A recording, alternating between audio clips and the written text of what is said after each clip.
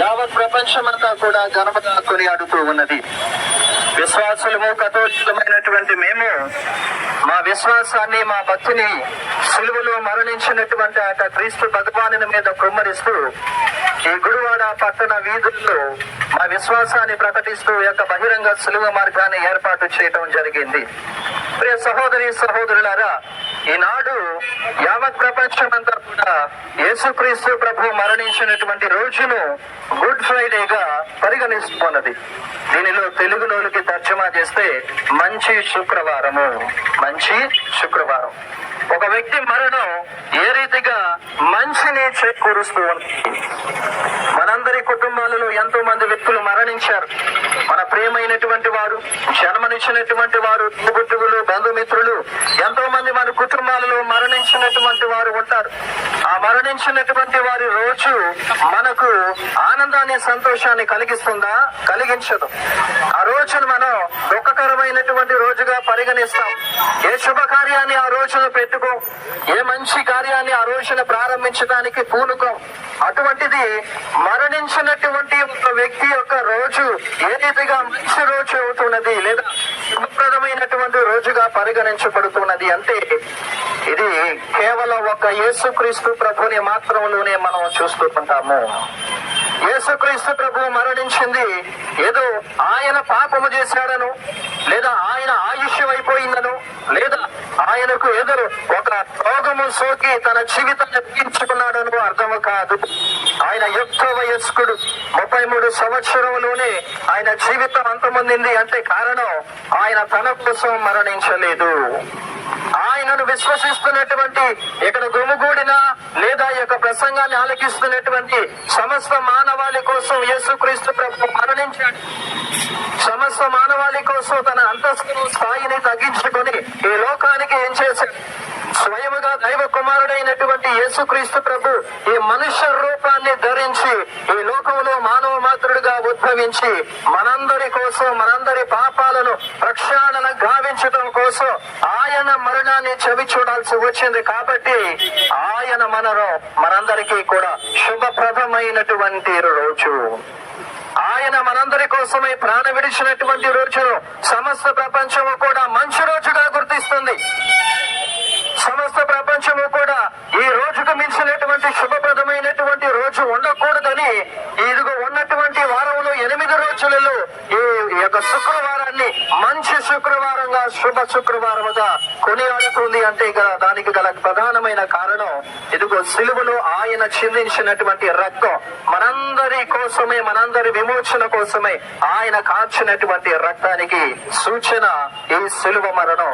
ఆ సిలువని నాడు కథోలికలమైనటువంటి మేమందరము కూడా బహిరంగంగా ప్రదర్శిస్తూ ఇదిగో నీ కోసం, నా కోసం, మనందరిని విమోచించడం కోసం ఆయన సిలువలో మరణించాడు. ఆయన కోసం నువ్వు నీ పాపపు జీవితాన్ని మార్చుకోలేవా? సహోదరి సహోదరులారా, పట్టణ వాసులారా, మనుషులైనటువంటి మనందరం బలహీనులమే. ఇప్పుడు తీసుకున్నటువంటి నిర్ణయం మీద సరైనటువంటి అవగాహన కలిగి మనం నిలబడలేము. ఈ క్షణంలో ఉన్నటువంటి నిశ్చలత మరు క్షణంలో మనందరికీ ఉండదు. ఈ క్షణంలో నేను మంచిగా జీవించాలని ఒక కఠినమైన నిర్ణయం తీసుకుంటే ఆ కోరిక, ఆ నిర్ణయం ఒక గంట లోపే మారిపోతూ ఉంది. నా మనస్సు మారిపోతుంది, నా శరీరం నేను తీసుకున్నటువంటి నిర్ణయానికి సహకరించదు. ఏదో ఒక రీతిగా పాపంలో మనందరము కూడా గురికొల్పటానికి ఈ సైతానుడు యొక్క శోధనలనేవి మనుషులందరినీ కూడా వేధిస్తూనే ఉంటారు. అటువంటి శోధనలన్నిటినీ జయించగలిగిన ఏకైక మానవ మాతృడు యేసుక్రీస్తు ప్రభు. Praise the lord, praise the lord, praise the lord. Yesu రాజుకే జై, యేసు రాజుకే, యేసు రాజుకే, పాపుల రక్షకుడికే, పాపుల రక్షకుడికే, రాజాది రాజుకే, రాజాది రాజుకే, లోక రక్షకుడికే, లోక రక్షకుడికే. ప్రియ సహోదరి సహోదరులారా, శోధనలను జయించగలిగినటువంటి ఏకైక మనిషి యేసుక్రీస్తు ప్రభువే.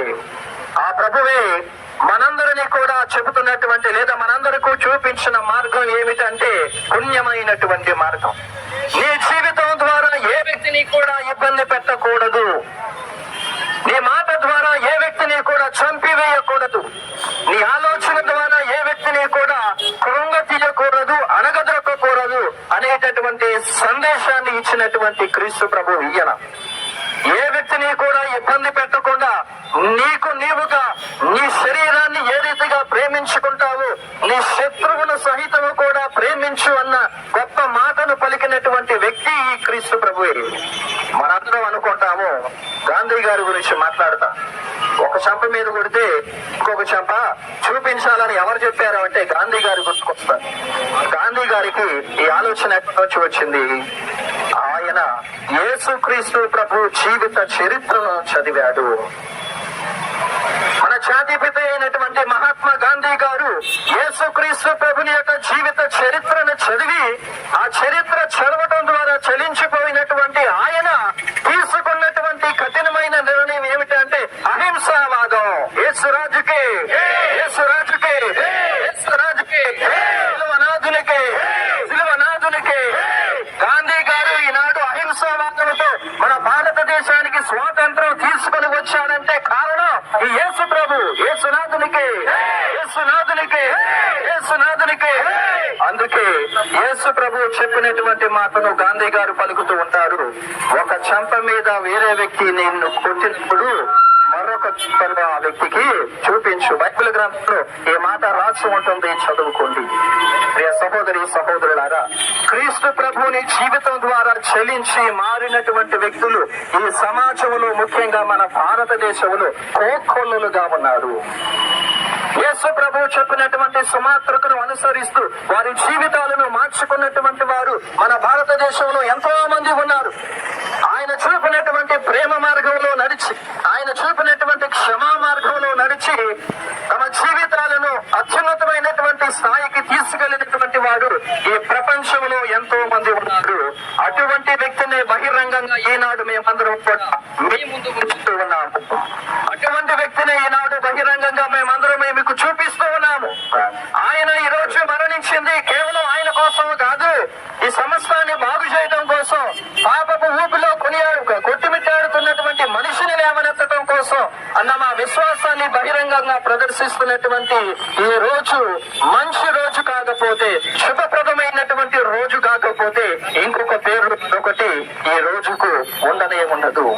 ప్రియ సహోదరి సహోదరులారా, గుడివాడ పట్టణ పురవాసులారా, కథోలికులతో కలిసి బహుశా మీరు కూడా యేసుక్రీస్తు ప్రభు యొక్క జీవితాన్ని చూచి చలించిన వారు ఎంతో మంది ఉన్నారు. వ్యక్తిగతంగా మీ మనసులలో చిన్న కోరికను కోరుకున్నటువంటి వారు కూడా ఎంతో మంది ఉన్నారు. మీ విశ్వాసాన్ని అదే రీతిగా పెంపొందించుకోండి. ఎందుకంటే ఈ రోజు మంచి రోజు. మంచి రోజు ఎందుకు అంటే ఇందాక చెప్పినటువంటి అన్ని విషయాలతో కలిపి ఈ రోజు ఎందుకు మంచి రోజుగా పరిగణిస్తున్నావు అంటే, మరణించినటువంటి యేసుక్రీస్తు ప్రభు మృతులలోనే ఉండలేదు. మరణించినటువంటి